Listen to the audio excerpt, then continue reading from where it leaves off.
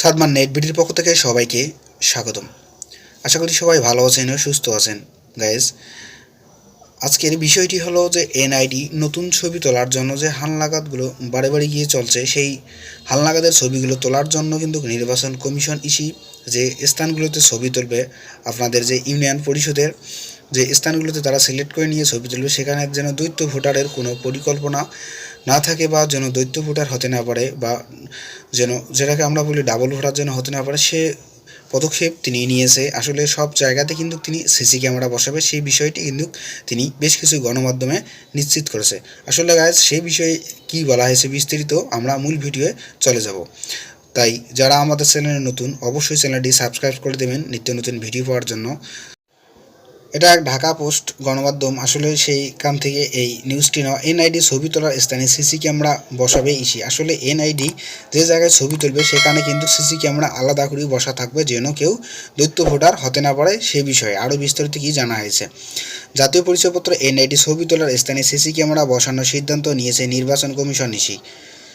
সুলভ একাধিকার ভোটার হওয়ার বা ঠেকাতে ব্যক্তি শনাক্ত করতে এই উদ্যোগ নিয়েছে ইসি। আসলে যেন কেউ ডাবল ভোটার হতে না পারে, সেজন্য তিনি এই উদ্যোগ নিয়েছে নির্বাচন কমিশন ইসি। আরও কি বলা হয়েছে, ইসি কর্মকর্তা জানিয়েছেন, অনেকেই একাধিক ভোটার পাওয়ার জন্য পায়ের আঙুলের ছাপ দিয়েও ভোটার হওয়ার প্রমাণ মিলেছে। এই সিদ্ধান্তের ফল এক ধরনের অপরাধ রোধ করা যাবে,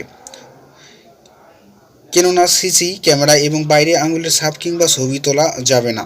অন্যদিকে অনেক আঙুলের ছাপ অন্যজনের সঙ্গে মিলে যায় বিভিন্ন অসুখ বা বিভিন্ন কারণে। এতে কার্ডগুলো ব্লাড হয়ে রাখা হয়।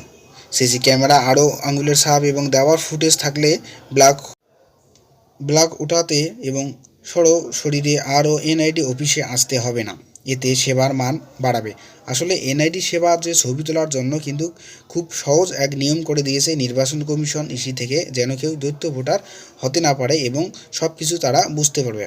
ছবি তোলা, আঙুলের ছাপ এবং নেওয়ার স্থান সিসি ক্যামেরা আওতায় আনার নির্দেশনা ইতিমধ্যে একটি সিটি মাঠ কর্মকর্তাদের পাঠিয়েছে ইসি। এনআইডি শাখা উপপরিচালক মাহবুব মমতা হেনা। আসলে এই এনআইডি সেবার জন্য কিন্তু যে নির্বাচন অফিসগুলো আছে সেখানে কিন্তু তারা একটা চিঠি পাঠিয়ে দিয়েছে। আসলে সব স্থানে কিন্তু সিসি ক্যামেরা বসাবে তারা, সেই বিষয়টি নিশ্চিত করে দিয়েছে, যেন কেউ ডাবল ভোটার বা দ্বৈত ভোটার হতে না পারে। সেই বিষয়ে তারা মাথায় রেখে কিন্তু দীর্ঘদিন সময় ধরে এই ছবি তোলার স্থানে তারা কাজ করবে এবং কোনো প্রকার পায়ের আঙুলের ছাপ যেন কেউ না দেয়, সেই বিষয়টি তারা খেয়াল রাখবে।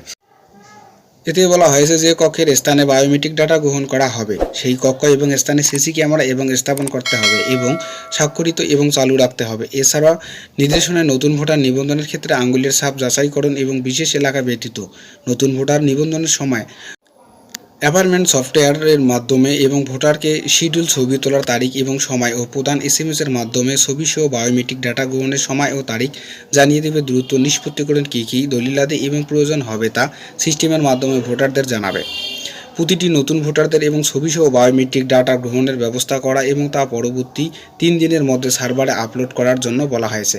আসলে যে তারা 3 দিনের ভিতর, যে ছবি তোলার পর 3 দিনের ভিতর তার যত তথ্য আছে বা দলিলাদি বা কাগজপত্রগুলো আছে তা কিন্তু যে ডাটার মাধ্যমে, সফটওয়্যারের মাধ্যমে সেটি শিডিউল দিতে হবে। তার শিডিউল দেওয়ার 3 দিন পর কিন্তু যে যারা ছবি তুলেছে তাদেরকে কিন্তু সে সময়ে জানিয়ে দেবে আসলে তাদের ছবিটি যে আবেদনটি হয়েছে কি না, বা ছবি তোলার কতদিন পর তারা এনআইডি কার্ডটি তাদের হাতে পাবে, সেই বিষয়টি কিন্তু তারা জানিয়েছে। আসলে এইভাবে কিন্তু ছবি তোলার পর কিন্তু কোনো মানুষ সেখানে আর নির্বাচন অফিস গিয়ে হয়রানি হবে না, সেই বিষয়টি তারা জানিয়েছে। আসলে ছবি তোলার কয়েকদিনের ভিতর কিন্তু ছবি তোলার 3 দিনের ভিতর কিন্তু তার যত তথ্য আছে সব কিছু কিন্তু তারা আপডেট করে দেবে নির্বাচন অফিস, সেই বিষয়টি তারা জানিয়েছে। সবাই ভালো থাকবেন, সুস্থ থাকবেন। যদি ভিডিওটি আপনাদের ভালো লাগে অবশ্যই লাইক করবেন, শেয়ার করবেন। সবাইকে ধন্যবাদ। ভালো থাকবেন, সুস্থ থাকবেন।